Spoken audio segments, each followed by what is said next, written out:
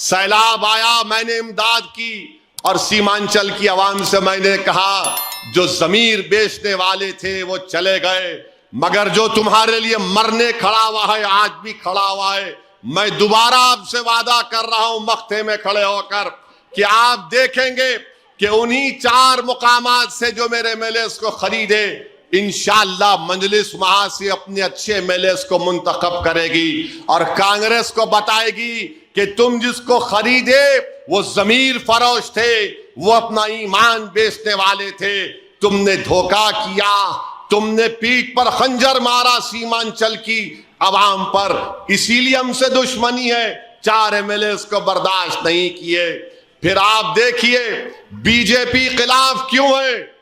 मुझ पर इल्जाम लगाने वालों, क्या तुमने नहीं देखा कि असदुद्दीन ओवैसी की गाड़ी पर 6 गोलियां चलाई गई, 5.5 फीट से गोलियां चलाई गई। अल्लाह का करम था, मेरा मौत का वक्त नहीं आया था, अल्लाह ने मुझे बचा लिया।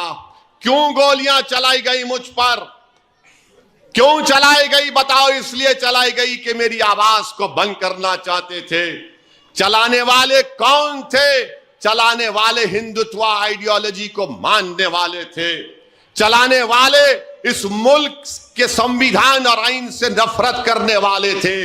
और गोलियां चलाने के बाद जब उनसे पूछा गया क्यों चलाए, तो उन्होंने कहा कि ये मोदी और योगी के बारे में बहुत बोलता है। बताओ आप, क्या मैंने जुर्म किया कि भारत के आइन के सामने रखकर आपके मसाइल को उठाता हूं तो कोई मुझ पर गोलियां चलाता है, कोई मुझे धमकियां देता है, और कोई रोज ऐसा दिन नहीं जाता जब मुझे कोई ना कोई नंबर से मैसेज आता कि ओवैसी कल का सुबह का सूरज नहीं देखेगा।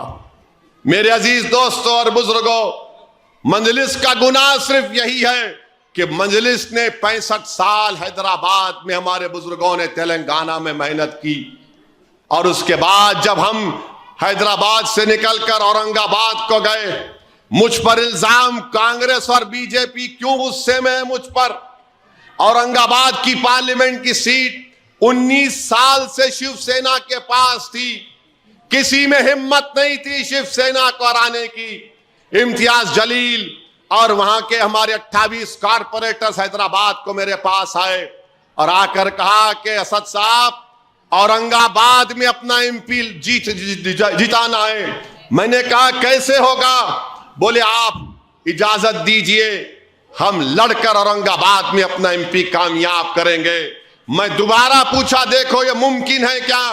तो उन्होंने मुझसे कहा कि सदर साहब आप कितने दिन देंगे औरंगाबाद में? मैंने कहा तुम जितने दिन बोलो मैं देने तैयार हूं।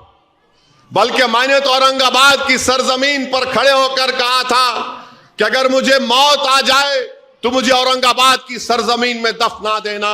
बड़ी मुबारक सरजमीन है औरंगाबाद की, औलिया अल्लाह की सरजमीन है। हम मेहनत किए, बेसरो सामानी के आलम में औरंगाबाद में हमने मेहनत किए। किससे मुकाबला कर रहे थे?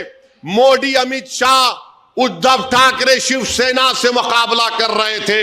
किससे मुकाबला कर रहे थे? कांग्रेस और शरद पवार और राहुल गांधी से मुकाबला कर रहे थे। हम किसी भी एतबार से उनसे मुकाबला करने के फील्ड में नहीं थे, मगर लाखों सलाम हमारे मजलिस के औरंगाबाद के जिम्मेदारों पर कि अल्लाह ने उनको इतना बड़ा हौसला दिया कि उन्होंने कहा कि हम लड़ेंगे आखिर वक्त तक। और नतीजा क्या निकला कि इम्तियाज जलील ने 19 साल के शिवसेना और बीजेपी के एमपी को हराया। तो मोदी को गुस्सा, राहुल को गुस्सा, उद्धव ठाकरे को गुस्सा, या आखिर है कौन जो हैदराबाद से उठकर आकर औरंगाबाद में अपने पार्टी के एमपी को जिताकर चला जाता है?